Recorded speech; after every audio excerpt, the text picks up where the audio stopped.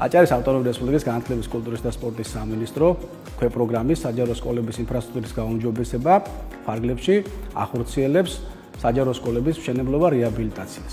დღეს მდგომარეობით ქობულეთის მუნიციპალიტეტში მიმდინარეობს სოფელ ხუძუმლის საჯარო სკოლის ახალი შენობის მშენებლობა, ასევე მიმდინარეობს ქალაქ ქობულეთის ნომერ 5 საჯარო სკოლის და ქობულეთის მუნიციპალიტეტის სოფელ ბუკნარის საჯარო სკოლების სრული რეაბილიტაცია.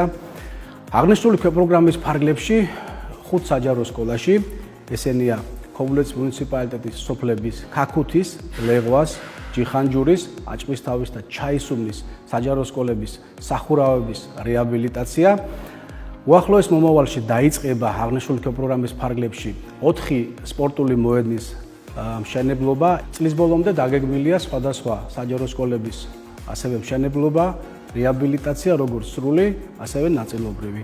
მიმდინარეობს სოფელ ხუცუმლის საჯარო სკოლის შენობის მშენებლობა.